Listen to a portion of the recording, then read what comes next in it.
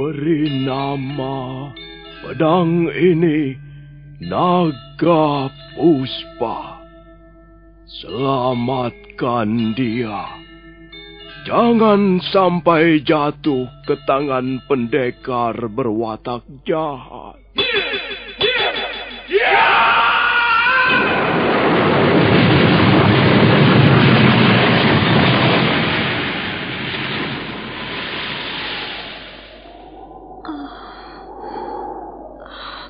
Kakang Kamandanu, kau masih juga tidak percaya bahwa aku mencintaimu. Mesin, maafkan aku, Mesin. Mesin. Mesin!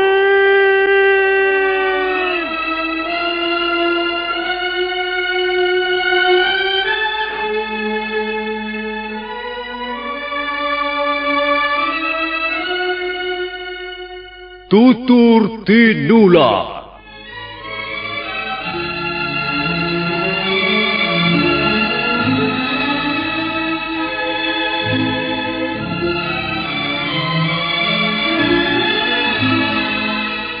Sebuah sandiwara radio serial, produksi Sanggar Cerita dan Teater Sanggar Prativi. Sebuah kisah dengan latar belakang sejarah runtuhnya Singasari dan berdirinya Kerajaan Majapahit.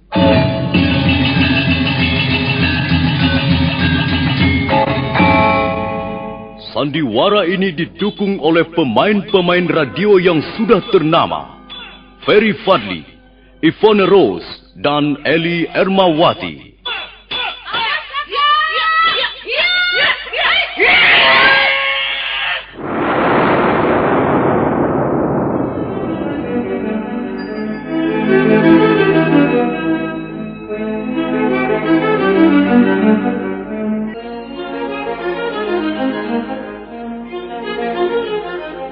Cerita ini ditulis dan diolah oleh S. Tijab. Hiasan musik dan sutradara C. Ispriyonoka. Kali ini mempersembahkan episode ke-10 dengan judul Pemberontakan Rangga Lawe.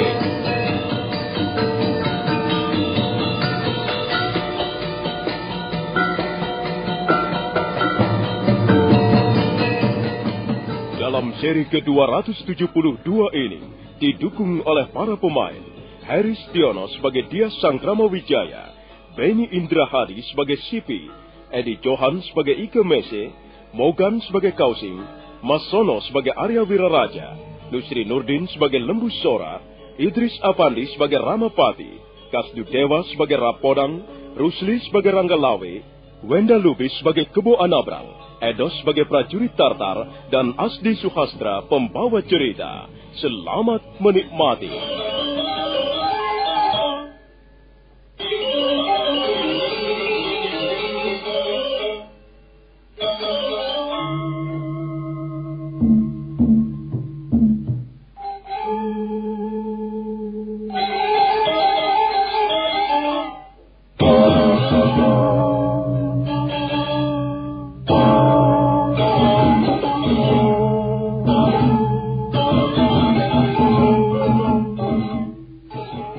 Malam itu, seluruh warga desa Padukuhan Majapahit berkumpul di lapangan rumput, kurang lebih 2 pal jauhnya dari rumah kediaman Dias Sangkramawijaya. Mereka terdiri dari prajurit-prajurit Majapahit dan warga desa dari berbagai pelosok daerah. Nampak prajurit-prajurit berdiri berjajar di barisan depan. Mereka semuanya bersenjata lengkap. Ada laskar pemanah, laskar tombak, laskar pedang, laskar keris ataupun laskar-laskar yang lain. Laskar berkuda nampak berada di pinggiran lapangan, sedangkan warga desa berada di bagian belakang barisan. Mereka pun bersenjata. Ada yang menggenggam pedang, golok ataupun celurit. Semuanya dia mendengarkan Dias Sangkramawijaya yang tengah memberikan pengarahan. Nah, saudara-saudaraku sekalian, Malam ini adalah malam yang bersejarah bagi pertumbuhan Majapahit. Malam ini juga kita akan berangkat menuju kota Kediri untuk mengusir tentara asing. Malam ini kita memikul tugas dan beban yang sangat berat, namun bernilai amat mulia. Masa depan Majapahit yang kita cintai terletak di tangan-tangan kita semua. Karena itu, saudara-saudaraku sekalian, marilah kita bersatu padu. Marilah kita menyatukan hati dan hasrat kita semua. Marilah kita berperang di jalan kebenaran. Kalau kita mampu bertempur dengan gigih, penuh semangat, bersatu padu saling membahu, aku yakin kita akan memperoleh kemenangan. Tentara asing itu pasti akan kita usir dari bumi Jawa. Bumi yang menjadi hak waris kita. Nah, saudara-saudaraku sekalian, tak ada lagi yang hendak kukatakan pada kalian semuanya. Selanjutnya, marilah kita kobarkan semangat perjuangan kita. Dengan demikian niscaya musuh-musuh Majapahit dapat kita nyakan.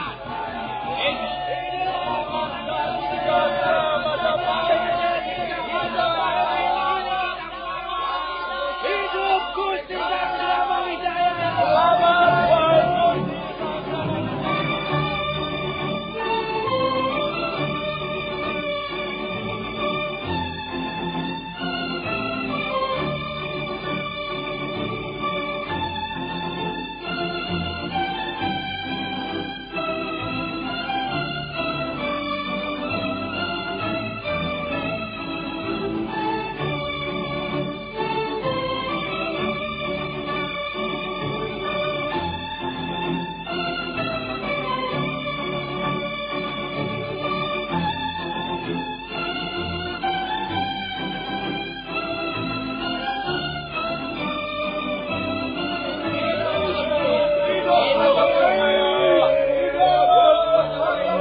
Maka demikianlah, seperti yang telah dicatatkan oleh bunyi sejarah, pada malam tanggal 20 bulan Waisaka tahun 1293, tentara Majapahit bergerak perlahan-lahan menuju kota Daha atau kota Kediri.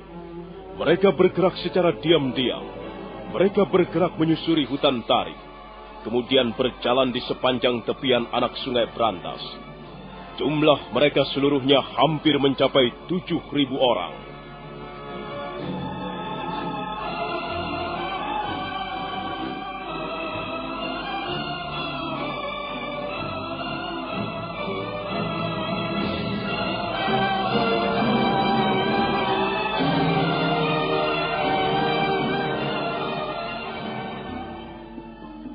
Sementara itu, di Istana Kediri masih nampak prajurit-prajurit Tartar sibuk berpesta pora. Para ledek atau penari memperagakan aneka macam suguhan tari yang memikat. Para niaga sibuk memperdengarkan gending-gending yang menawan. Mereka nampaknya berusaha untuk menyenangkan prajurit-prajurit Tartar yang tengah mabuk kemenangan. Bagaimanapun juga, aku menyesalkan keputusanmu membiarkan Sanggrama Wijaya kembali ke Majapahit, Panglima Ike Mese.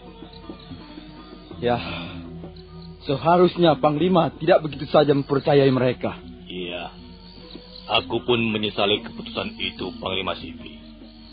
Sekarang aku merasakan kekhawatiran. Seharusnya aku tidak mengizinkan Tuan Sanggrama Wijaya kembali ke Majapahit. Apakah ada kemungkinan mereka akan berbalik menyerang kita, Panglima Ike Mese? Kemungkinan seperti itu selalu ada, Panglima Kausi. Kita belum kenal watak-watak penghuni bumi Jawa ini. Tetapi kukira orang seperti Tuan Arya Wiraraja cukup cerdik. Dia juga terkenal sebagai salah seorang ahli siasat perang. Tapi belum ada kepastian bahwa mereka bermaksud buruk terhadap kita. Semuanya ini barangkali hanya praduga-praduga kita saja. Tidak ada alasan yang tepat untuk mencurigai mereka. Mengapa tidak, Panglima Kausi? Sekarang ini kita berada di negeri lain. kita sama sekali tidak kenal seluk-beluk daerah ini. Kita menjadi orang asing di tempat ini. Bagaimanapun juga, aku merasakan keadaan kita sangat rawan. Kalau sampai Tuan Sangramawijaya bersama pasukan Majapahitnya berbalik menyerang, kukira keadaan kita akan sangat terjepit. Kalau begitu, ya, kita terpaksa mengadakan perlawanan. Kalau orang-orang Majapahit berbuat curang, hendak menikam kita dari belakang, ya, kita terpaksa memukul mereka. Kita adalah prajurit-prajurit, dan kita berangkat ke tanah Jawa ini dengan dilengkapi perlengkapan perang. Kukira kita tidak perlu merasa gentar melawan siapapun yang hendak berusaha menggagalkan usaha kita. Benar, Panglima Kausi. Namun begitu, kita harus memikirkan keselamatan kita juga. Sebab kalau sampai terjadi sesuatu yang buruk menimpa prajurit-prajurit Tartar, kita harus mempertanggungjawabkannya di depan Kaisar Kubilai Khan. Nah, sekarang bagaimana sebaiknya Panglima Ikemese? Kukira kita tidak bisa tinggal diam di tempat ini dan menunggu diserang. Sabar, Panglima Sipi. Belum tentu Sangramawijaya dan pasukan Majapahitnya akan menyerang kita. Lagi pula kita sudah mengutus Perwira Yungpo bersama 14 prajurit Tartar untuk mengawal mereka. Ya, tapi apa artinya 14 orang prajurit Tartar? Orang-orang Majapahit itu bisa saja berbuat sesuatu terhadap mereka di tengah jalan. Kita boleh curiga, Panglima Sipi, tapi jangan terlalu jauh. Akibatnya justru akan membuat kerugian diri kita sendiri. Benar, Panglima Kausi. Paling tidak, hal seperti ini justru akan membuat kita tidak tenang. Maka sekarang, sebaiknya kita tunggu saja perkembangan. Kita tunggu barang 2 atau 3 hari lagi. Kalau sampai 2 atau 3 hari lagi Tuan Sangramawijaya belum juga muncul, barulah kita berangkat ke Majapahit untuk menyusul mereka. Dan kalau memang terbukti Sangramawijaya meliciki kita, maka kita tidak perlu sungkan-sungkan lagi. Majapahit akan kita gempur. Bagaimanapun juga, kita harus membela kehormatan dan harga diri prajurit-prajurit Tartar.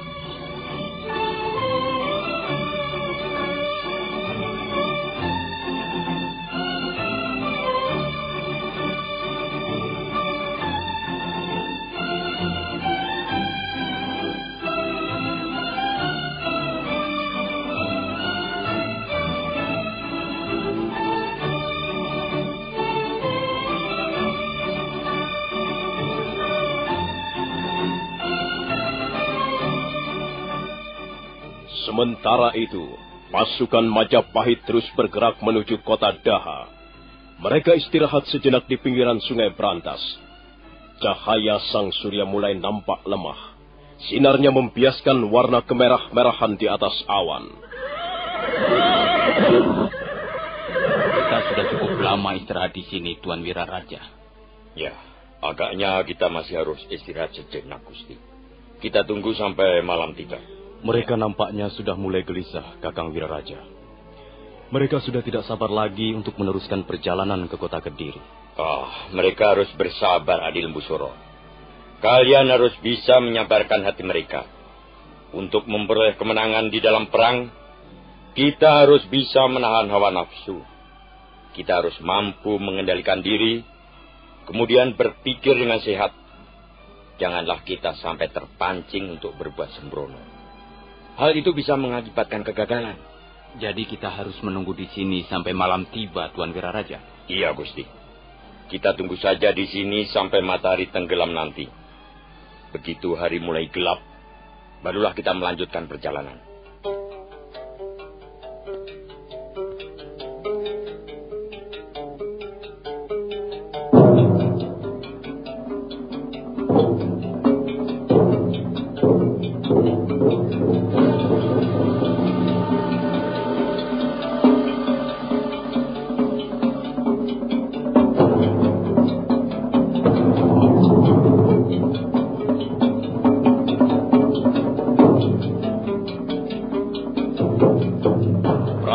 Prajurit Majapahit dan warga desa yang menyertai mereka nampak sudah tidak sabar lagi.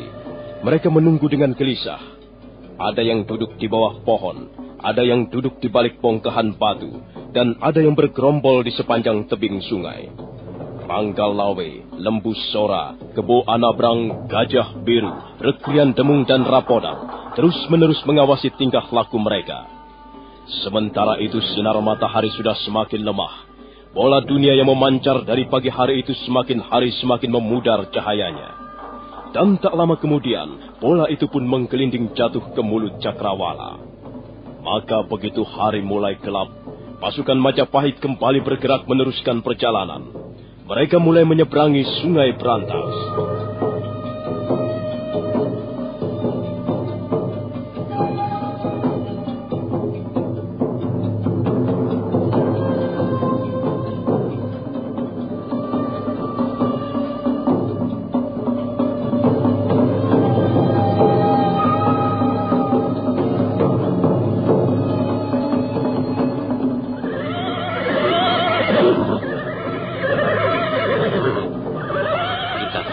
Di tepian kota Daha, Tuan Wiraraja. Benar, Gusti. Biarlah mereka istirahat barang sejenak. Ya, mereka nampaknya cukup lelah setelah berjalan agak jauh. Mereka membutuhkan istirahat, Gusti. Oh, ada apa, Paman Lembu Sora? Rapodang hendak melaporkan sesuatu yang penting, Gusti.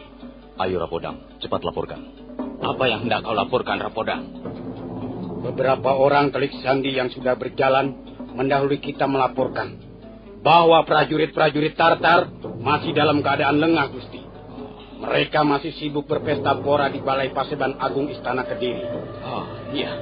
Apakah tidak ada prajurit-prajurit yang meronda di dalam kota? Ada juga, Gusti. Tapi jumlah mereka tidak terlalu banyak. Mereka mengadakan tugas ronda keliling secara bergiliran. Paling banyak jumlah mereka hanya mencapai 20 orang, Gusti. Oh, iya. Bagaimana Tuan Wiraraja?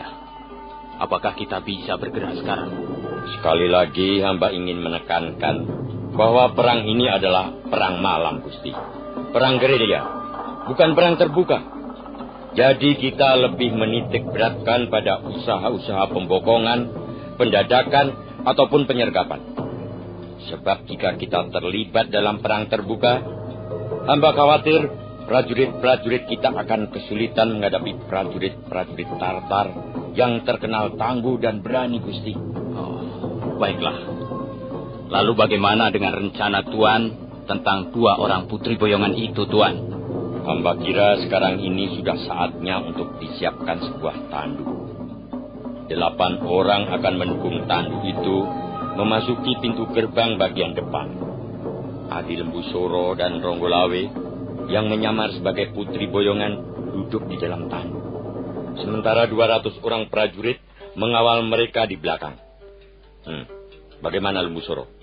Apa kau sudah siap? Dan bagaimana dengan kau, Ronggolawe? Saya sudah siap, Kakang Wiraraja. Saya akan segera mengenakan pakaian penyamaran. Hamba juga sudah siap, Ayahanda Wiraraja. Ayahanda tidak perlu merasa khawatir. Hamba sudah siap dengan keris Megalamat yang hamba selipkan di paha kanan hamba. Bagus. Kalau memang kalian sudah siap, kita bisa berangkat sekarang juga. Ayo cepat, kalian berpakaian dan segera siapkan tandu. Seorang putri keraton. Lembu Sora menyembunyikan pedangnya di belakang punggungnya, sementara Rangga Lawe menyelipkan kerisnya di pahanya. Mereka berdua kemudian naik ke atas tandu. 8 orang prajurit Majapahit segera mendukung mereka. Arya Wiraraja memberikan aba-aba, dan tandu itu pun bergerak perlahan-lahan. 200 orang prajurit dari Laskar Tombak dan Laskar Pedang mengiring di belakang mereka. Kabuan Abraham. Ya, Gusti. Beritahukan kepada seluruh warga desa agar mereka bersiap-siap mengadakan penyerangan. Begitu terjadi pertempuran sengit antara pasukan Majapahit dan prajurit-prajurit Tartar, mereka harus segera memukul apa saja untuk mengacaukan pertahanan musuh. Mereka harus memperdengarkan suara yang hiruk-pikuk, hingar-bingar, supaya prajurit-prajurit musuh mengira bahwa tentara kita berjumlah banyak. Baik, Gusti.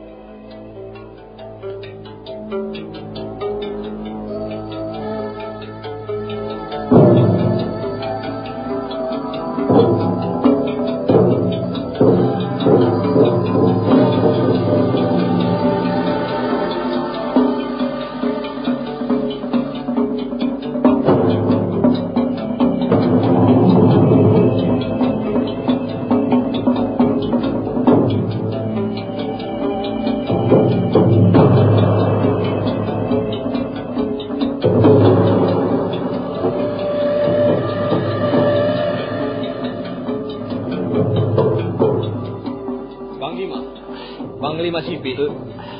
Hamba mau melaporkan sesuatu, Panglima. Ada apa, prajurit? Kalau kau belum puas minum, kau boleh minta dilayani oleh orang-orang kiri itu. Jangan ganggu aku. Ampun, Panglima. Hamba ingin melaporkan sesuatu yang penting. Tuan Sanggrama Wijaya sudah datang bersama 200 orang prajurit Majapahit. Apa? Tuan Sanggrama Wijaya? Betul. Di mana mereka?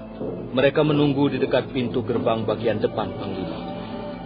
Apakah mereka bisa kita persilahkan masuk? Tunggu. Tunggu dulu, prajurit.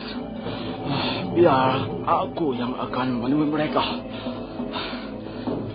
Kau tadi mengatakan bahwa Sanggrama Wijaya dikawal oleh pasukan Majapahit. Benar?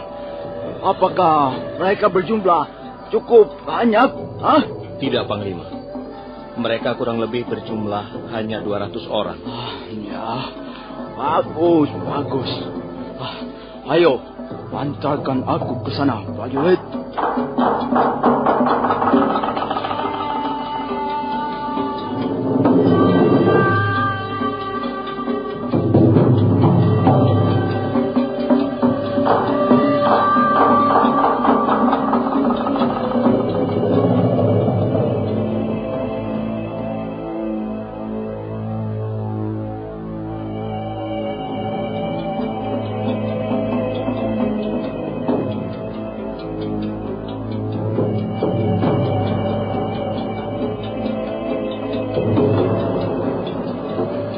Panglima Sipi dalam keadaan setengah mabuk segera bergegas melangkah diiringkan 2 orang prajurit Tartar.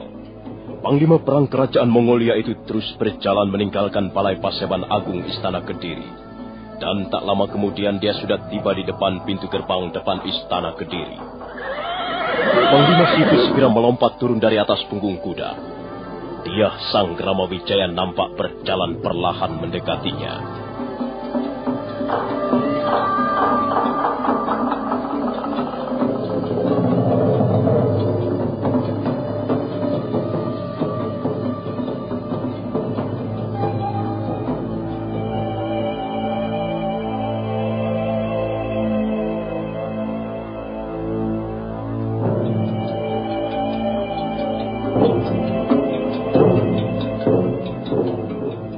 Panglima Sipi berdiri tegak menunggu kehadiran dia Sanggrama Wijaya yang berjalan perlahan-lahan menghampirinya. Sebuah tandu yang diberi hiasan warna-warni ikut bergerak bersama-sama dengan dia Sanggrama Wijaya. Sementara 200 prajurit Majapahit tetap berdiri di belakang mereka. Nah, bagaimanakah kisah selanjutnya? Apa yang akan terjadi dengan pasukan Majapahit? Apakah dia Sanggrama Wijaya akan berhasil mengusir prajurit-prajurit asing dari bumi Kediri? Saudara pendengar, silakan menunggu seri berikutnya. Sampai jumpa.